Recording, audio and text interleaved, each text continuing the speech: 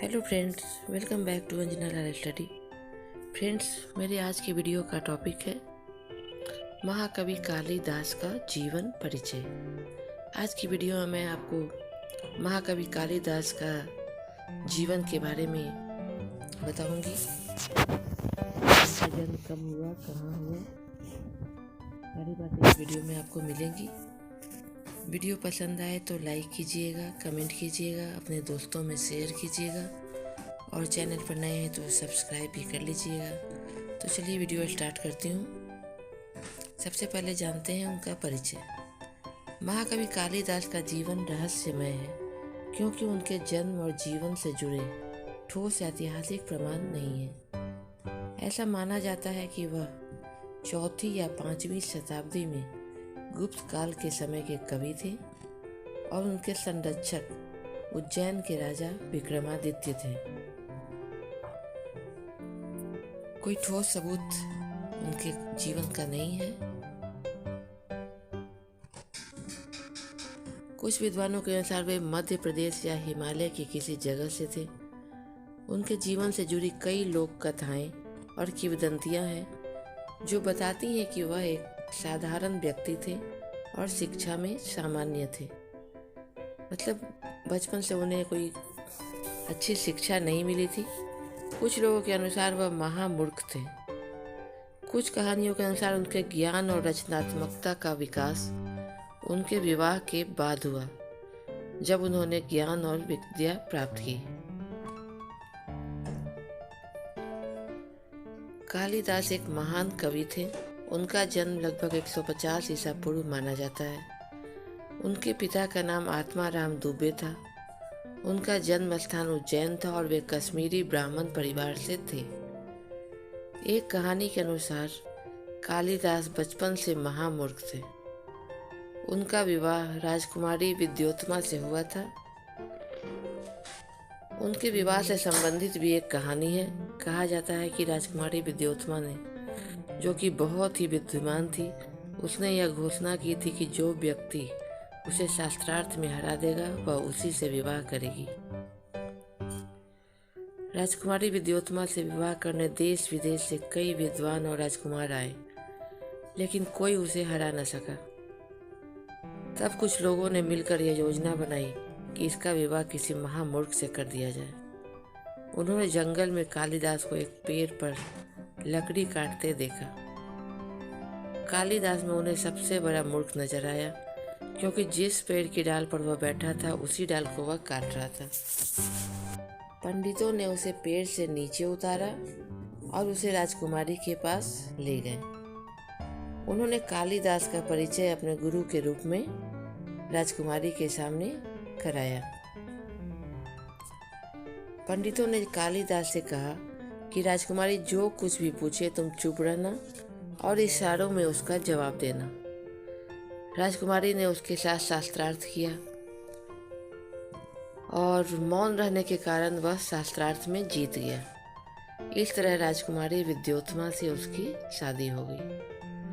लेकिन कुछ दिनों बाद भेद खुलने पर राजकुमारी ने कालिदास को उसकी मूर्खता के लिए फटकारा और उसे अपने घर से बाहर निकाल दिया। पत्नी के दुत्कारने से उसे बहुत ठेस लगी। घर से निकलकर कालिदास एक कुएं के पास जाकर बैठ गए। कुआं के पत्थर पर पड़े निशान को देखकर उसने सोचा कि रस्सी की रगड़ से जब पत्थर पर निशान पड़ सकता है तो क्या मैं निरंतर अभ्यास से विद्वान नहीं बन सकता। तभी से कालिदास ने मेहनत करनी आरंभ कर दी और वह संस्कृत के महाकवि बन गए। महाकवि कालिदास की प्रमुख रचनाएं, ये अगली हेडिंग होगी। कालिदास की रचनाएं मुख्यतः नाटक और महाकाव्य के रूप में प्रसिद्ध है, जिसमें प्रकृति प्रेम और जीवन के गहरे दर्शन का सुंदर चित्र है। उनकी प्रमुख रचनाएं अभिज्ञान शाकुंतलम, रघुवंशम और कुमार संभवम है। कालिदास की रचनाएं उनके उच्च शैली, सुंदर भाषा और मानवीय संवेदनाओं की अद्भुत संयोजन के लिए प्रसिद्ध है। उनका साहित्य भारतीय संस्कृति और साहित्य में अहम योगदान के रूप में आज भी आदर्श माना जाता है। कालिदास संस्कृत के महान कवि और नाटककार थे, जिन्हें प्राचीन भारत का शेक्सपियर भी कहा जाता है। वे उज्जैन के राजा विक्रमादित्य के नवरत्नों में से एक थे। अभिज्ञान शाकुंतलम संस्कृत साहित्य का एक प्रमुख नाटक है। इसमें राजा दुष्यंत और शकुंतला की प्रेम कहानी है। मेघदूतम एक खंड काव्य है, जिसमें एक यक्ष अपनी पत्नी के वियोग में एक बादल से संदेश पहुंचाने का अनुरोध करता है। इनकी अगली रचनाएं हैं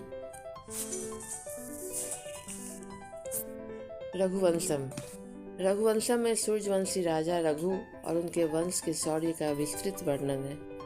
उनके प्रसिद्ध ग्रंथ संभवम में शिव पार्वती के विवाह की कथा है। इसमें पार्वती के तप और शिव के प्रति उनके भक्ति का सौंदर्य पूर्ण चित्रण किया गया है। कालिदास की ऐसी कई रचनाएं भी हैं जिनसे पता चलता है कि वे एक महान कवि थे। साहित्य में इनका स्थान और विशेषता। कालिदास की शैली अद्वितीय है, जो उन्हें संस्कृत साहित्य का प्रथम रचनाकार बनाती है। उनकी कविताओं में प्राकृतिक सौंदर्य का सजीव चित्रण मिलता है। उनकी भाषा सरल होते हुए भी गूढ़ भाव से युक्त होती है और उनके शब्दों में कविता का सौंदर्य और जीवन का सत्य प्रतिबिंबित होता है। अगली हेडिंग देंगे प्रभाव और विरासत। कालिदास की रचनाओं में भारतीय संस्कृति, सामाजिक मान्यताओं, धार्मिक आस्था और नैतिकता का सुंदर समन्वय है। कालिदास की रचनाओं का भारतीय साहित्य, कला और संस्कृति पर गहरा प्रभाव है। उनकी रचनाएं न केवल भारतीय साहित्य बल्कि विश्व साहित्य में प्रसिद्ध हैं। वे भारतीय शेक्सपियर के रूप में प्रसिद्ध हैं। उनकी रचनाएं आज भी नाटक सहित भारतीय सांस्कृतिक जगत में प्रेरणा का स्रोत बनी हुई है। थैंक्स फॉर वॉचिंग वीडियो आपको कैसा लगा कमेंट करके ज़रूर बताइएगा। तो मिलती हूँ नेक्स्ट वीडियो में नेक्स्ट टॉपिक के साथ। तब तक के लिए बाय बाय।